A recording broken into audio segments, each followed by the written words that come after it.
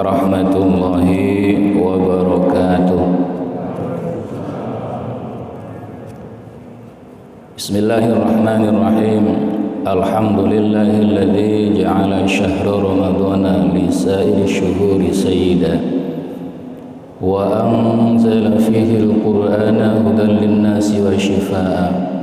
Allahumma salli wa sallim wa barik ala habibina wa syafi'ina wa maulana Muhammad wa ala alihi wa ashabihi wa sallama tasliman katsira, amma ba'd. Hadratal kurama wal fudula yang sangat kami taati, kami muliakan para alim, para ulama, para bunyai, para masyayikh, para sepuh bini sepuh, wabil khusus takmir Masjid Rodotul Falah,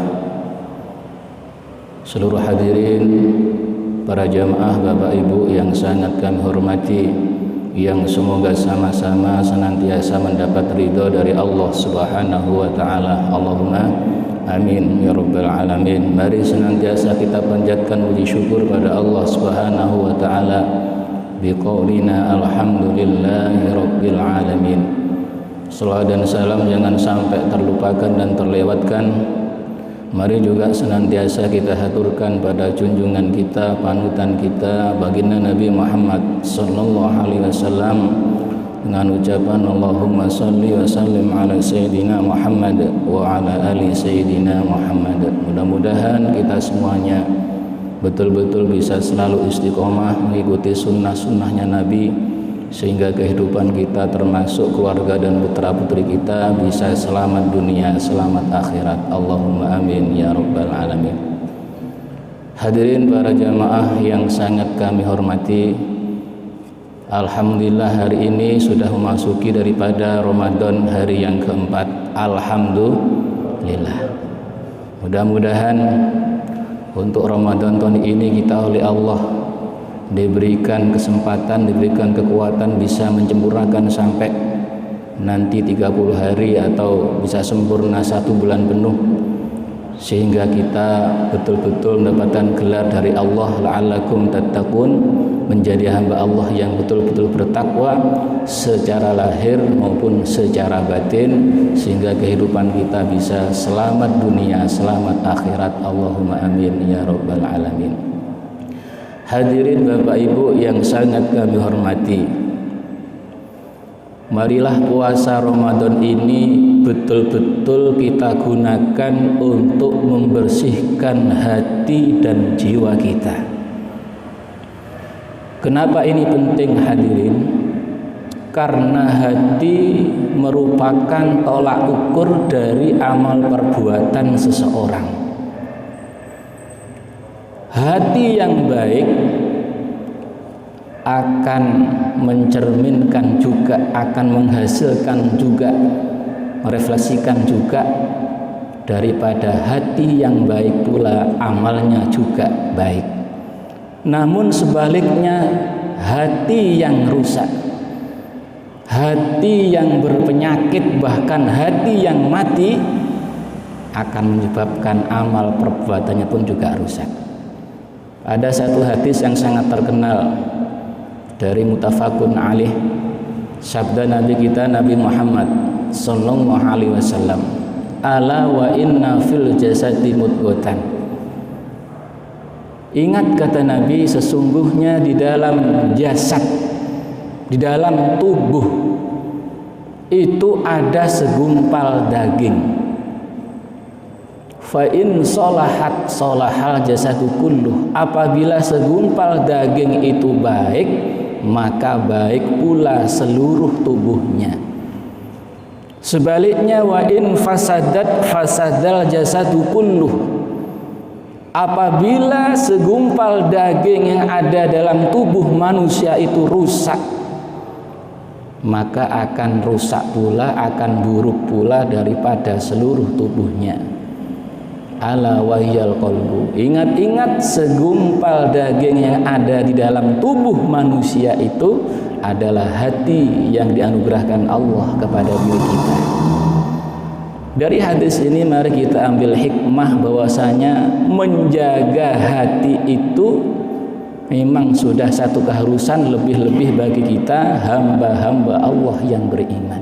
Karena dengan hati yang baik pula nanti akan menghasilkan amaliyah yang baik pula, kekuatan, semangat untuk bertaat, untuk betul-betul mengikuti daripada Nabi kita Nabi Muhammad sallallahu alaihi wasallam. Hadirin Bapak Ibu yang sangat kami hormati, para ulama mengklasifikasikan hati itu menjadi 3 tingkatan. Yang pertama adalah qalbun salimun, hati yang selamat, hati yang damai, hati yang bersih. Hati yang bersih ini di dalam hati tersebut diterangkan oleh para ulama berisi rasa cinta kepada Allah, rasa rindu kepada Rasulullah Nabi Muhammad sallallahu alaihi wasallam, rindu untuk selalu mengikuti sunnah-sunnahnya Nabi, cinta untuk selalu berbuat taat kepada Allah. Kemudian dalam hati yang bersih ini selalu takut kalau sampai dirinya ini berbuat maksiat. Kemana-mana selalu menjaga betul-betul perbuatannya, mulai lesannya, ucapannya, tangannya, kakinya, bahkan kemana-mana ingat kepada Allah, ingat kepada Rasulullah. Sesuai enggak dengan perintah Allah, sesuai enggak dengan sunnahnya Nabi, selalu seperti itu. Sehingga hidupnya hanya ada rasa ketaatan kepada Allah Subhanahu wa ta'ala. Inilah yang dimaksudkan di dalam surah Asy-Syu'ara ayat 88 sampai 89. A'udzu billahi minasyaitonir rajim. Bismillahirrahmanirrahim. Yauma la yanfa'u malun wala banun illa man atallaha biqalbin salim.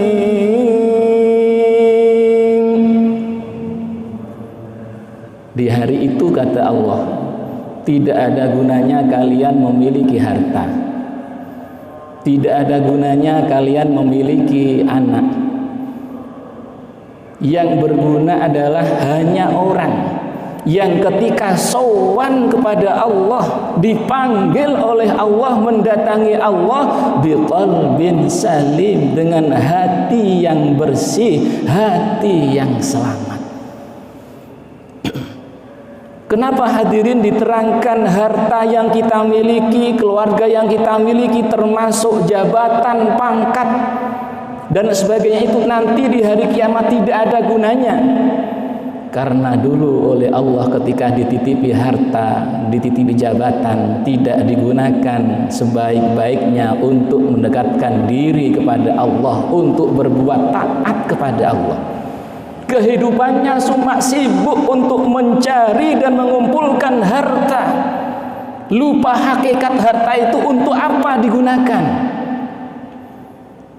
Lupa tujuan hidupnya. Wa ma khalaqtul jinna wal insa illa liya'budun. Tujuan hidup manusia diciptakan oleh Allah adalah untuk beribadah kepada Allah.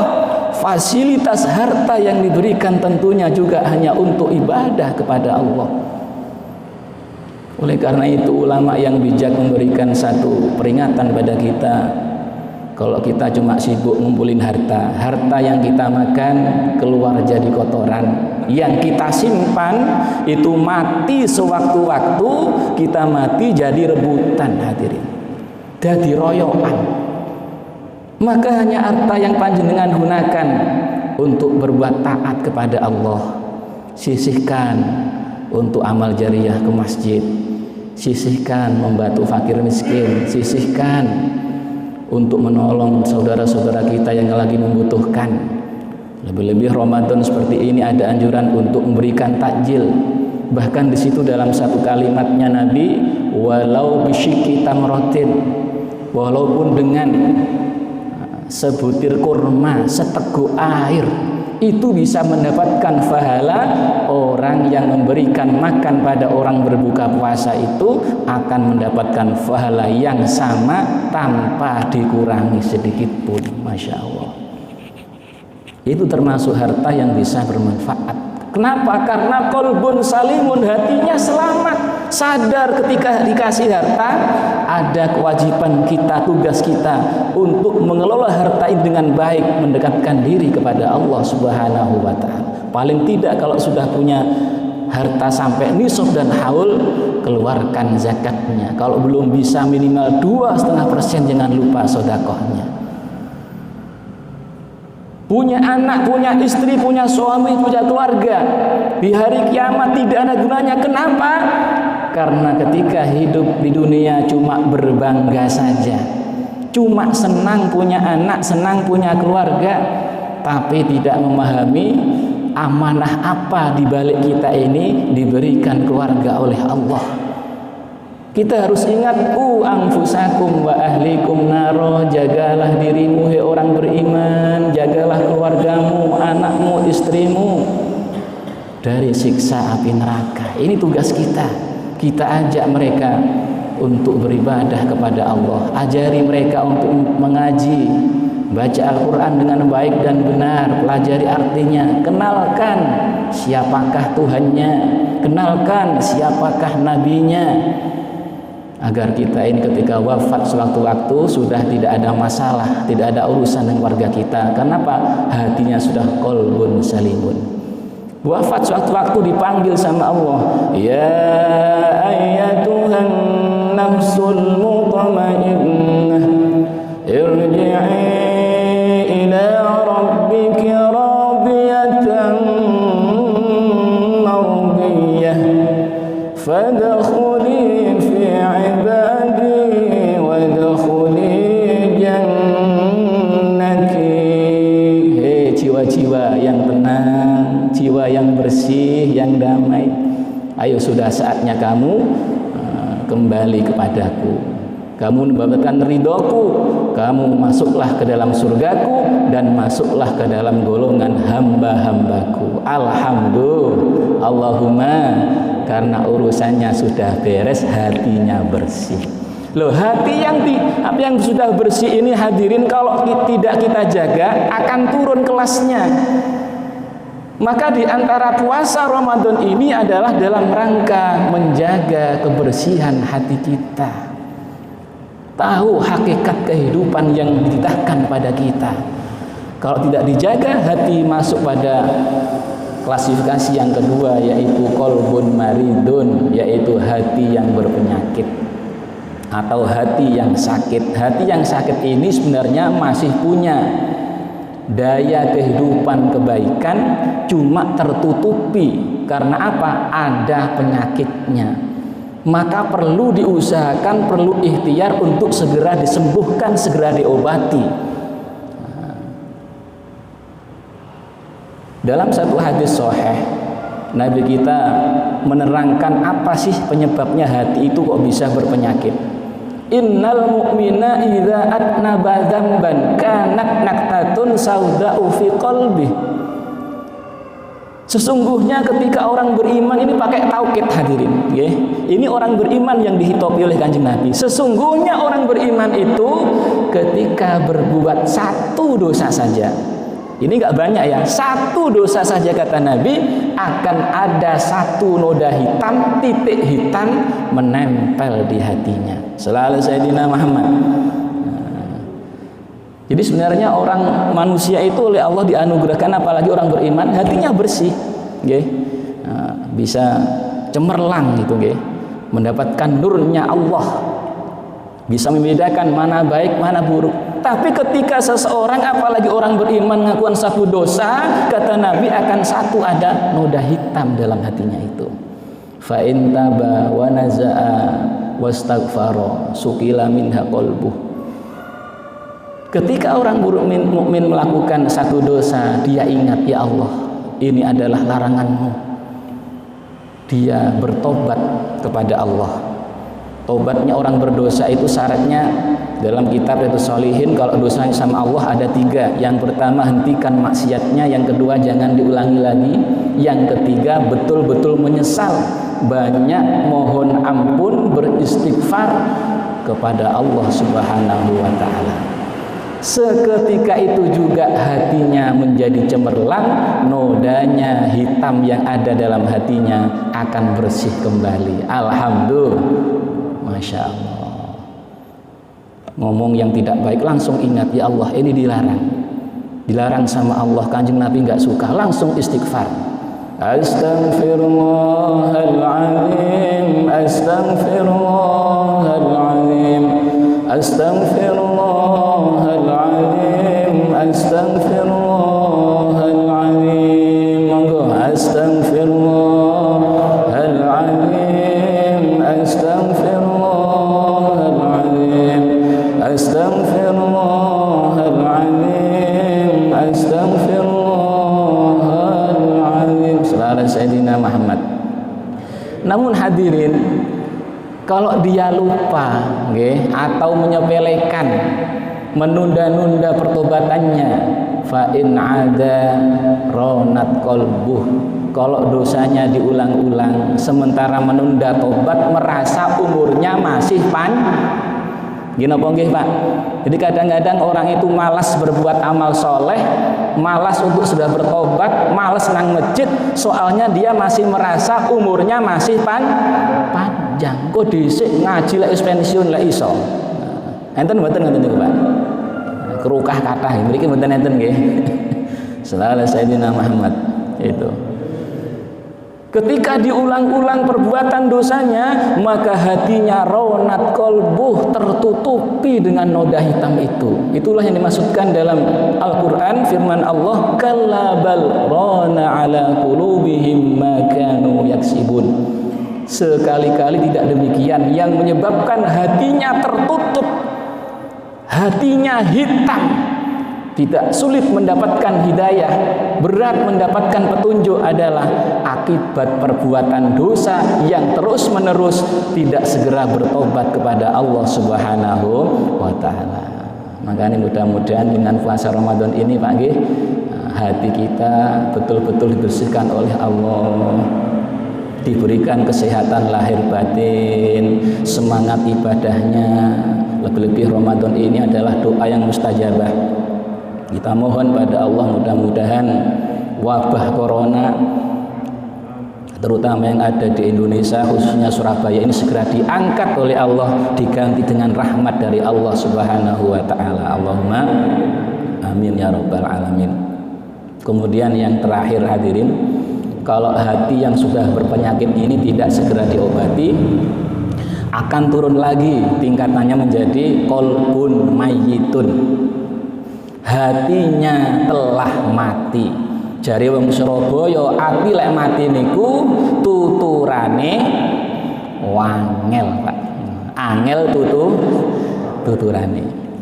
Dalam kitab Hikam, Syekh Ibnu Athaillah mengatakan di antara tanda-tanda hati yang mati nggih, min alamati mautil qulubi adamul husni ala ma fataka minal muwafaqati wa tarkun nadami ala ma fa'alta min wujudiz zallati.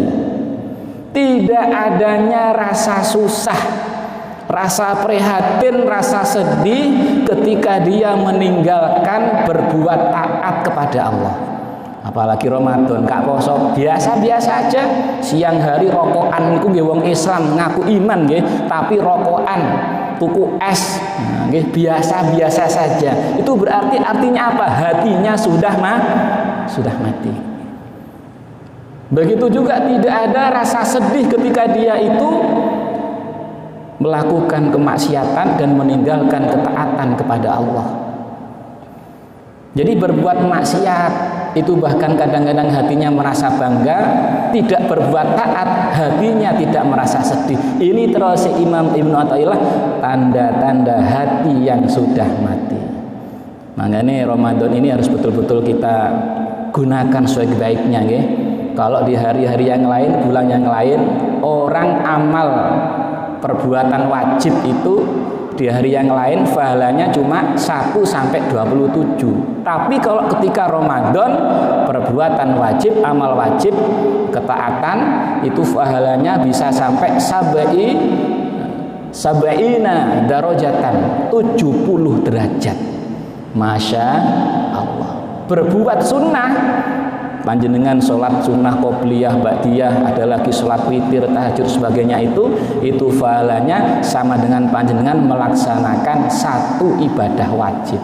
Berarti luar biasa hadirin.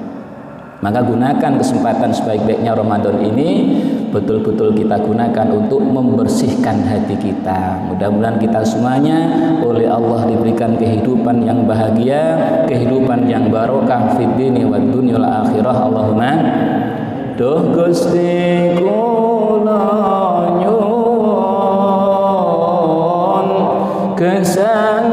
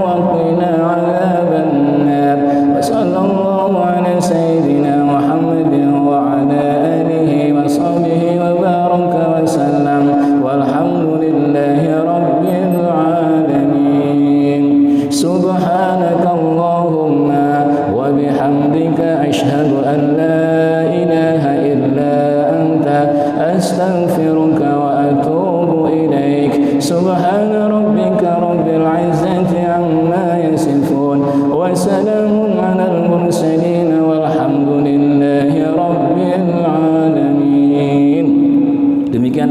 yang dapat kami sampaikan.